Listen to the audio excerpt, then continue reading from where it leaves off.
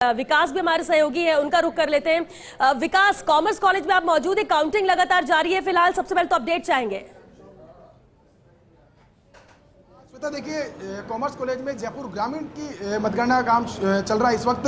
और अगर बात करूं तो 8 विधानसभा क्षेत्र की बात करें तो कोटपुतली के अंदर 5 राउंड हो चुके हैं, विराटनगर में 3 राउंड की काउंटिंग हो चुकी है, शाहपुरा में 5 राउंड की काउंटिंग, फुलेरा में 3 काउंटिंग, जोटवाड़ा में 2 राउंड की काउंटिंग, आमेर में 5 राउंड की काउंटिंग और जमारामगढ़ में 3 राउंड की काउंटिंग, बांसुर में 1 राउंड की काउंटिंग हो चुकी है। इन सभी राउंड जो अब तक मैंने बताया, इन सभी राउंडों के अंदर कांग्रेस के प्रत्याशी जो हैं अनिल चोपड़ा, वो आगे चल रहे हैं। आप देख सकते हैं कि चुनाव का जो परिणाम है उस पर टिकटिकी लगाए हुए बैठे हुए एडीएम का कक्ष है, आप देख सकते हैं। पूरा तस्वीर मैं आपको दिखाता हूं, लेटेस्ट अपडेट मैं आपको और कर देता हूं इस वक्त।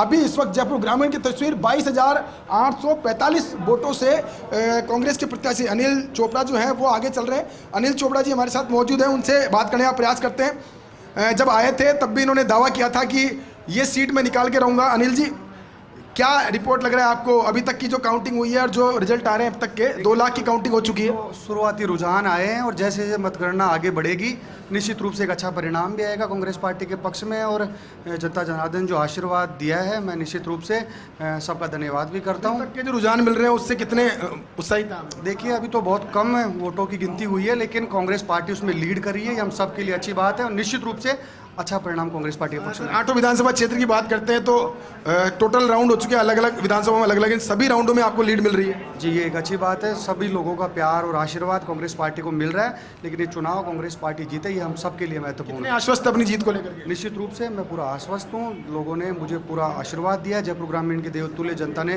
दोनों हाथों से आशीर्वाद दिया अपने बेटे को। बिल्कुल खुश है इस बात को लेकर के?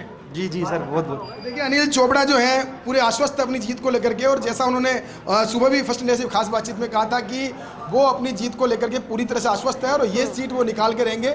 जिस तरह से पार्टी ने उन पर विश्वास जताया है और लोगों का जो विश्वास है उसके आधार पर जीतेंगे। लेकिन बड़ी बात, जयपुर ग्रामीण की सीट बहुत महत्वपूर्ण सीट है और इस सीट पर युवा चेहरे के रूप में अनिल चोपड़ा जिनको जिम्मेदारी दी गई थी, वो अभी इस वक्त बढ़त बनाए हुए हैं। तकरीबन 22,000 वोटों की बढ़त इस वक्त जयपुर ग्रामीण से अनिल चोपड़ा बनाए हुए हैं। जी बिल्कुल विकास, शुक्रिया विकास, वापस आपका रुख करेंगे, लेकिन ये भी डिफरेंस जो है बहुत बड़ा है। लेकिन फिर कॉन्फिडेंस नजर आ रहे थे अनिल चोपड़ा, सुबह से वो मीडिया से रूबरू हो रहे हैं तो उनके चेहरे पे वो भाव भी नजर आ रहे हैं। और ये पहले प्रत्याशी थे जिन्होंने मीडिया से बातचीत की, सबसे सुबह पहुंच भी गए थे, इसके बाद भी तो हालांकि अलग अलग रिएक्शन आ रहे थे। पंकज, जिस वक्त आपको रोका था, आप अपनी बात पूरी कीजिए। देखिए, बात शेयर बाजार की हो रही थी, तो ये मान के चलिए जो भारत का शेयर बाजार है उसमें विदेशी कंपनियों का दखल बहुत ज्यादा देखने को मिलता है और कई बार ऐसा भी आया है कि शेयर बाजार के उतराव चढ़ाव को विदेशी कंपनियां ऑपरेट करती दिखाई देती है।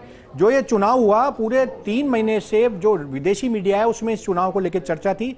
खासतौर से चीन की मैं यहां बात करना चाहूंगा। चीन की जो बड़ी कंपनियां हैं उनका पूरा फोकस इस बात पे था कि क्या नरेंद्र मोदी